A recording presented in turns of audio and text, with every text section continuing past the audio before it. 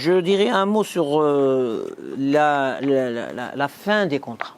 Hein. Comment, bien sûr, comment on met fin à un contrat.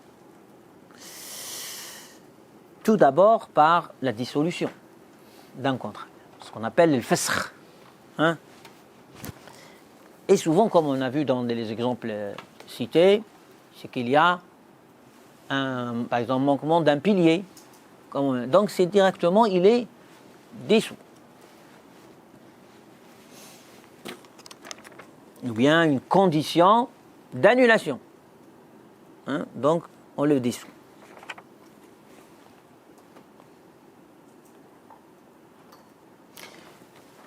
De ce qu'on a vu dans ces options qui conduisent à le fasakh. Donc, si il utilise son droit d'option à annuler, à se rétracter, donc il est dissous le contrat. Donc, c'était un autre mode. Troisième mode, il y a une divergence donc, de considération chez les écoles, c'est ce qu'on appelle l'iqala. L'iqala, alors, tout est OK. C'est-à-dire, le contrat est bien ficelé, il devait conduire à ses effets. Entre-temps, il n'y a ni option ni rien. Il vient, le monsieur, il dit « Si vous pouvez me libérer de cet engagement. » Là, l'autre partie, le prophète sallallahu alayhi wa sallam lui recommande, l'invite à le libérer de son engagement. Et ce sera comme une sadaqa. Et yawm al-qiyamah, comme dit sallallahu alayhi wa sallam, man aqala musliman, celui qui a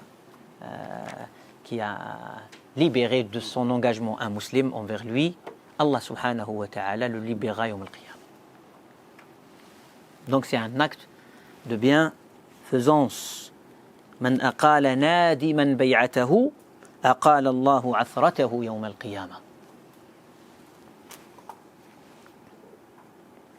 Donc c'est une façon de dissoudre le contrat selon la majorité des fuqaha. Abu Yusuf, parmi les Hanafites, le disciple et le grand maître en même temps de Abu Hanifa, c'est un grand maître de fiqh, Abu Yusuf, qui était le grand juge de son époque, pense que c'est un autre contrat, c'est un nouveau contrat, il y a un nouveau accord. Hein? Ce n'est pas une dissolution, mais c'est un nouveau accord. C'est pas rien cette distinction. Puisque c'est un nouveau accord, on peut mettre des conditions nouvelles. Mais si on est dans la dissolution, il n'y a pas de négocier quoi que ce soit. C'est ça la différence.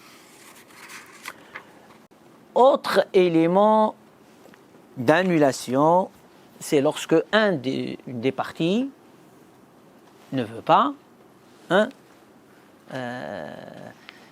concrétiser, exécuter les effets du contrat. Donc, il est dissous. Alors,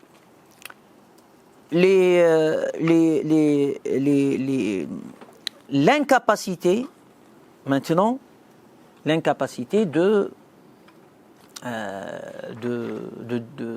d'exécuter, de concrétiser le contrat pour une raison qui dépasse le contractant. Donc, comme par exemple qu'il y ait imaginons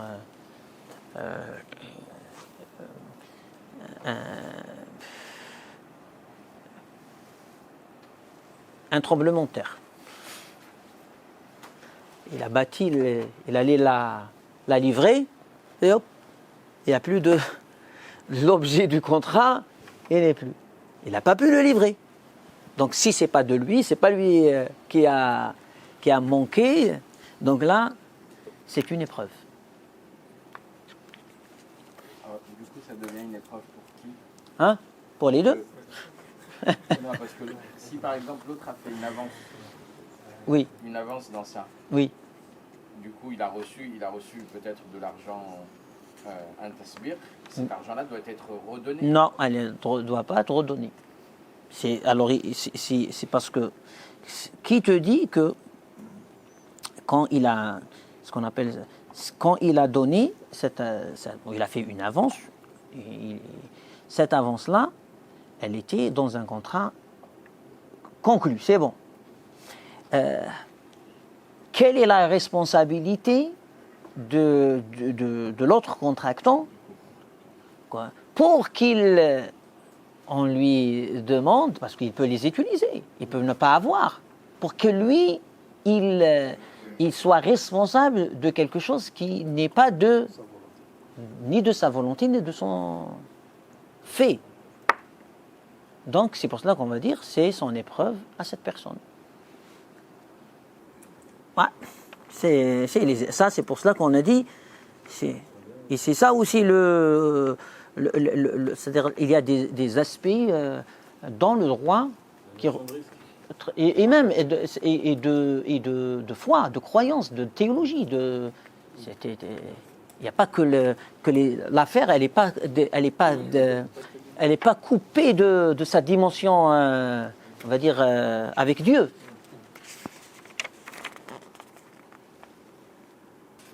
Oui, mais c'est pour cela que, comme j'ai dit, on a dit là, les assurances, tout ça, c'est tout.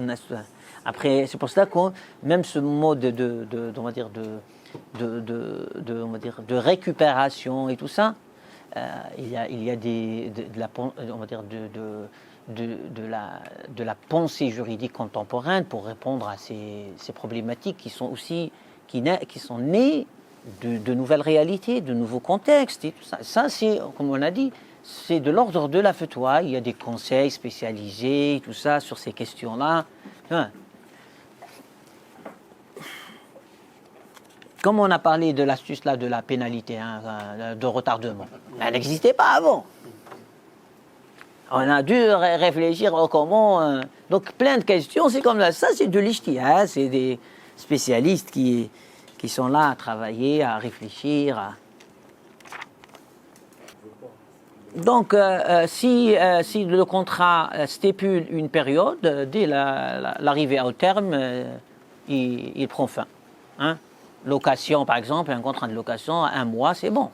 Je n'ai pas à venir te dire c'est fini. Il est fini.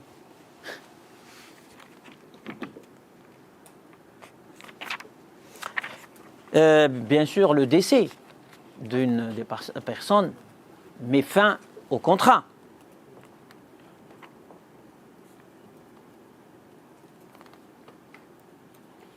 Dans le cas d'une personne morale. Parce que si c'est le mandataire qui meurt, lui il est mort, mais la société existe. Oui, et donc elle est dans on va dire dans on va dire le droit, on va dire contemporain.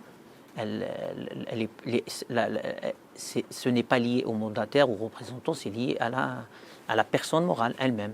Donc n'importe qui viendra doit assumer les engagements de cette structure, de cette personne morale.